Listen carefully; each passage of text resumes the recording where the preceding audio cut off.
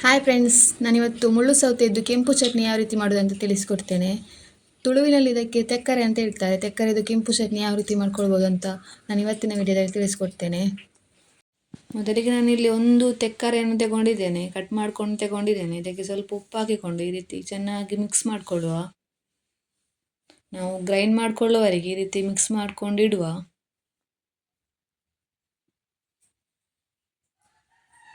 ಈಗ ಗ್ರೈಂಡ್ ಮಾಡ್ಕೊಳ್ಳಿಕ್ಕೆ ಏನೆಲ್ಲ ಬೇಕಂತ ನೋಡುವ. ಮೊದಲಿಗೆ ಇಲ್ಲಿ 1 ಕಪ್ ಆಗುವಷ್ಟು ತೆಂಗಿನ ತುರಿ, ಒಂದು ಅರ್ಧ ಸ್ಪೂನ್ ಆಗುವಷ್ಟು ಸಾಸಿವೆ, ಒಂದು ಚಿಕ್ಕ ಗಾತ್ರದ ಹುಳಿ, 6-7 ಮೆಣಸು, 3-4 ಬೆಳ್ಳುಳ್ಳಿ, ಒಂದು ಚಿಕ್ಕ ತುಂಡು ಶುಂಠಿ. ಈಗ ಇದನ್ನು ನಾನೊಂದು ಮಿಕ್ಸಿ ಜಾರಿಗೆ ಹಾಕೊಳ್ತಿದ್ದೇನೆ. ಸ್ವಲ್ಪ ನೀರು ಹಾಕ್ಕೊಂಡು ಇದನ್ನು ಗ್ರೈಂಡ್ ಮಾಡಿಕೊಳ್ಳುವ.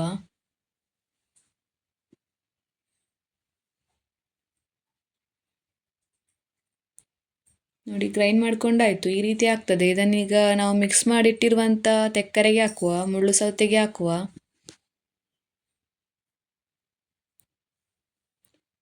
ಎಷ್ಟು ನೀರು ಬೇಕೋ ಅಷ್ಟು ನೀರು ನೋಡಿಕೊಂಡು ಹಾಕುವ. ಜಾಸ್ತಿ ನೀರು ಹಾಕಿಕೊಂಡ್ರೆ ನೀರಾಗ್ತದೆ, ಇದು ತೆಕ್ಕರೆ ಕೂಡ ನೀರು ಬಿಡ್ತದೆ. ಈ ರೀತಿ ಇದನ್ನು ಚೆನ್ನಾಗಿ ಮಿಕ್ಸ್ ಮಾಡ್ಕೊಳ್ಬೇಕು. ನಾವು ಮೊದಲೇ ಇಲ್ಲಿ ಉಪ್ಪು ಹಾಕಿಕೊಂಡಿಟ್ಟಿದ್ದೇವೆ, ಸೊ ಉಪ್ಪು ಸೇರಿಸುವ ಅಗತ್ಯ ಇಲ್ಲ, ಬೇಕಾದರೆ ನೋಡಿಕೊಂಡು ಸೇರಿಸ್ಬೋದು. ಈ ರೀತಿ ಚೆನ್ನಾಗಿ ಮಿಕ್ಸ್ ಮಾಡ್ಕೊಳ್ಬೇಕು. ಇದು ಗಂಜಿಗೆ ಎಲ್ಲ ಸೂಪರ್ ಆಗಿ ಆಗ್ತದೆ, ನೋಡಿ ಬೇಕಾದರೆ ಟ್ರೈ ಮಾಡಿ. ನಾನಿವತ್ತು ಮುಳ್ಳು ಸೌತೆಯಿಂದ ಕೆಂಪು ಚಟ್ನಿ ಯಾವ ರೀತಿ ಮಾಡೋದಂತ ತಿಳಿಸ್ಕೊಟ್ಟಿದ್ದೇನೆ. ನಿಮಗೆ ಇಷ್ಟ ಆದರೆ ಒಂದು ಲೈಕ್ ಮಾಡಿ.